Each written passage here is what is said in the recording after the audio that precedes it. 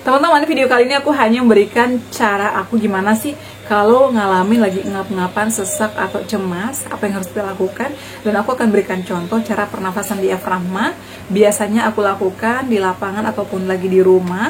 Dan juga lakukan relaksasi sering mungkin di rumah kalau lagi pulang kerja, karena biasanya otot-otot kita tegang. Dan juga saran aku melakukan yoga kualitas tidur sebelum tidur, itu wajib banget agar tidur kita nyenyak dan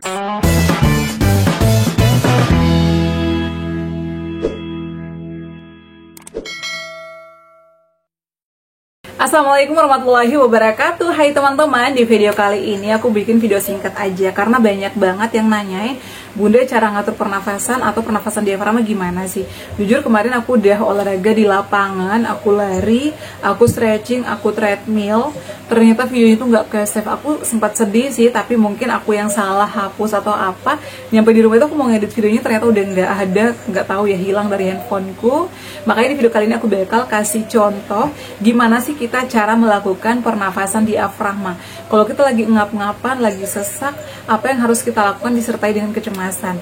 Jadi saran aku perbanyak aktivitas yang positif, kemudian kita juga harus sering-sering lakukan latihan pernafasan atau pernafasan diafragma, dan juga tenangkan pikiran. Kenapa sih kita ngap-ngapan? Biasanya itu dari faktor pikiran, anxiety itu mulai kambuh. Jadi ada anxiety, ada panic attack, itu beda ya menurut aku.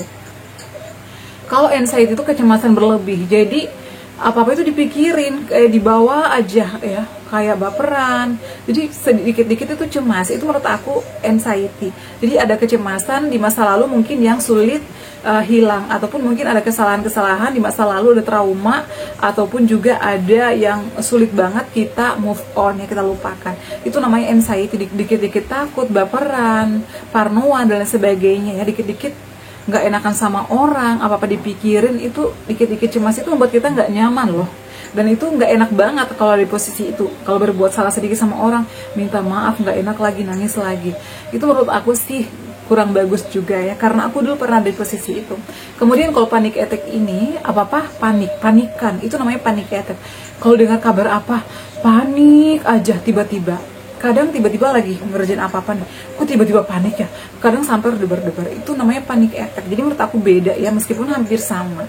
Kalau kita udah ngalamin ini, apa yang harus kita lakukan? Kita perbanyak aktivitas yang positif, dan juga kita harus sering-sering lakukan kegiatan olahraga agar badan kita tuh nggak selalu tegang. Karena biasanya kan kita capek aktivitas juga di luar, kita tuh butuh relaksasi, sering relaksasi atau yoga. Sebelum tidur juga wajib melakukan yoga. Relaksasi di YouTube aku ada, atau di YouTube Online Indonesia itu bagus.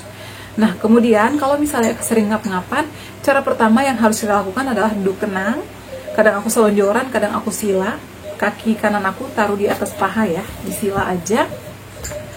Kemudian tarik nafas. Kadang minum air putih dulu sedikit. Ini aku lagi puasa ya teman-teman. Kemudian tarik nafas. Tahan, itu kan akan agak condong ke depan ya. Tahan beberapa detik, lalu hembuskan mulus-mulus secara pelan-pelan. Lakukan beberapa kali, tarik lagi.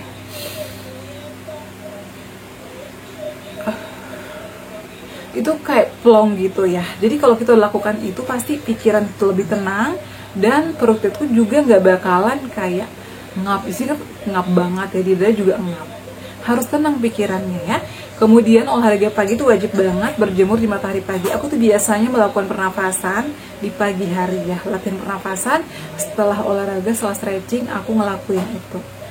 Nah, kemudian lakukan yoga sebelum tidur ya, 30 menit sebelum tidur itu wajib banget yoga, agar teman-teman gak gelisah tidurnya, nyaman tidurnya.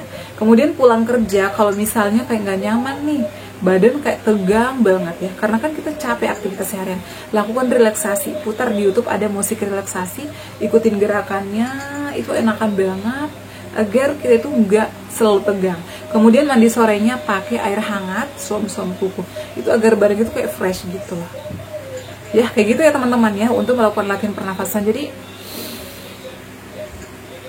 tahan, hembuskan mulus-mulus secara pelan-pelan. Kayak gitu aja sih teman-teman, dan olahraganya olahraga ringan aja.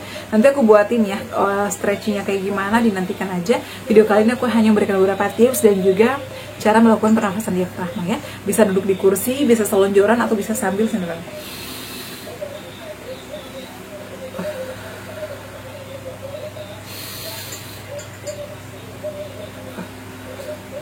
Itu sih menurut aku enakan ya, dan itu bakalan plong. Kemudian kita juga bisa hirup uap air, ditetesin minyak kayu putih. Ambil baskom, tuangkan air panas, tetesin minyak kayu putih, dihirup. Itu nanti bakalan plong sampai ke tenggorokan, itu bakalan nyaman. Yang tadinya kayak banyak lendir itu nanti bakalan keluar. Dan juga sering kumur-kumur air garam ya, agar di situ nggak banyak lendir dan nggak pahit, nggak asem. Sama teman-teman, agar kita itu plong juga dan nggak keropos giginya. Karena asam lambung itu bisa membuat kita keropos, gusinya merah-merah, kadang sampai berdarah gitu ya. Kemudian selama bulan puasa juga jangan lupa kumur-kumur air garam. Setelah gosok gigi juga kumur pakai obat kumur kayak Listerine, itu nyaman. Seharian itu nggak bakalan bau mulut karena nyaman rasanya. Kayak gitu teman-teman ya, semoga bermanfaat. Ya, jangan lupa untuk dukung terus aku dengan cara like, comment, share, dan subscribe. Assalamualaikum warahmatullahi wabarakatuh. Sampai ketemu lagi di video-video aku selanjutnya. Bye!